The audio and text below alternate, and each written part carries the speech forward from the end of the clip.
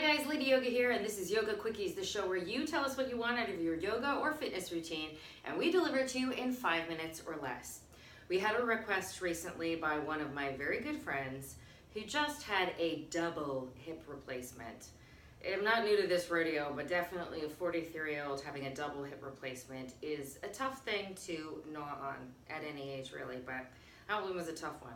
So I'm going to give you some exercises that will hopefully be helpful for anyone who's dealing with any issues with their hip pre or post their surgery. Obviously, we want to make sure that you have medical clearance before you do any of these things, and you'll probably be working with a physical therapist that does a lot of these exercises.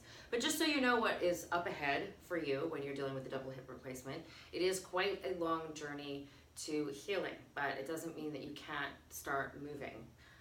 So you can do these in your bed, you can do them on the floor, you can do them with a chair or on the wall. We'll start on the floor doing some of these exercises that are really simple for people that don't have double hip replacement, but that can be challenging, and then you build up from there. So hopefully this will help. We'll put 5 minutes on the clock and we'll begin. So you'll start supine on the back, that is. And you'll just focus on, I'm just going to take my yoga mat, prop up my neck a little bit.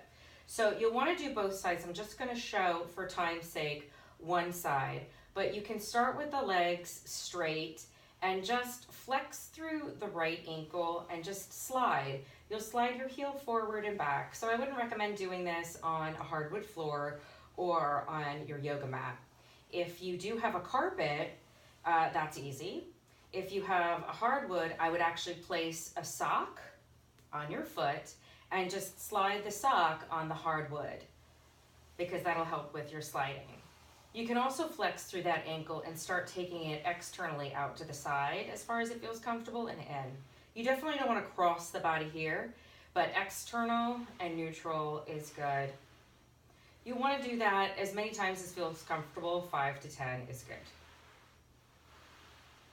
You can also start to draw the knee in towards the chest, not all the way in, and then just extend once that starts to feel good.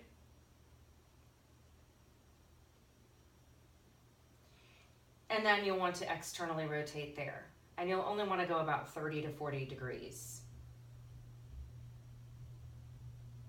As this starts to feel better, you can use a TheraBand. That's that elastic band that I don't have with me as I'm doing some traveling yoga trainings all over the planet, and sometimes I don't have my supplies with me. So in this case, because I don't have my supplies with me, I'll just take my hand, use that as resistance, pressing my hand into the outside of the thigh, and then externally rotate. So out to the side and back into neutral, not across, but back out and back to neutral. You can also do it this way, placing the hand on the inner thigh. You don't want to place it on the joint, you just want to place it on the inner thigh or outer thigh, and just do a few here. Now remember, with those extensions, right side and left side as well. Once you're feeling healthy, you can start to bring it up into the chair. You can sit on the chair and start to extend that leg. I'll do the left side now. Extend and bend, extend. A nice flex in the heel to keep both the ankle and the knee joint healthy. And then you can externally rotate out to the side this way. Now I didn't do this on the floor because you can't really see so much, but allowing yourself to find strength in the core is also really helpful. So if you imagine yourself laying on the floor, you can hold on to, or just press the palms into the floor, hold onto a mat if you're using a mat, and your socks, or you can hold onto the chair and do the same thing on the floor. You can do this on the wall as well. So you'll just pull the belly in and round through the spine. So just starting to do seated crunches here. Again, you can do this on the floor, but only when you have that clearance, that medical clearance, that you can do that. But a strong core goes a long way for healing all things.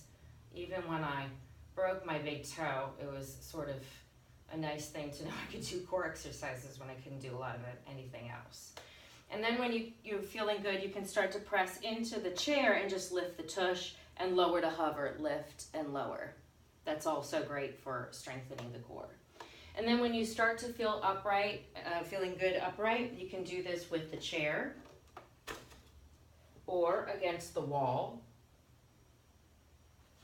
But you'll hold onto the chair, and then the same thing here. So I'll do this onto the diagonal a little bit because my head's cut off, right? So you'll just take that leg and just bring it out to the side. You'll do that a few times. You can also do that with a bent leg, out to the side. And then you can do it with a bent knee, both bend the knee, and extend back. It's also really great strengthening for the glute and the hamstring. Now remember, you want to do both sides 5 to 10 times as you're feeling strength.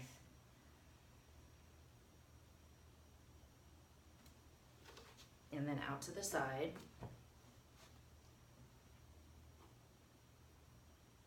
And then you can play with a little bit of either using a book, a block, or even just one flat surface that's just a little bit higher than the floor, stepping up, stepping down, stepping up, stepping down. Even if it's just one side, lift and lower. Lift, this is about 5 inches off of the floor here. You can use a yoga block, you can use a book. And then just taking a moment to be present with the healing process. So even here, just doing those little pelvic tilts to strengthen the core, strengthen and stretch through the front of the pelvis. Little tiny, thanks timer, little tiny lifts, don't do that. Little tiny lifts through the hips, just little tiny lifts. Very strengthening for the low back too, great for the knees, and it goes a long way. So that's just 5 minutes. Floor, chair, floor or bed, chair or wall, and hopefully you'll have the help of a physical therapist. So good luck on your journey with any hip issues that you might have. This is a really great thing to do, even if you're feeling tight hips. You don't have to have a hip replacement or a double hip replacement to feel tension and tightness in the hips. So those little things you can do even at your desk chair if you're feeling a little wonky in the hips, even a wonkiness in the knees. I know we do a lot of those same trainings with or without the TheraBand, with or without the resistance when I work with the physical therapists too. So it's really beneficial for all of the joints, even the ankle. So thanks so much for tuning in. Hopefully that helps you. Let us know what you want to know by subscribing below. And thanks for tuning in to Yoga Quickies. I'm Lady Yoga. Namaste.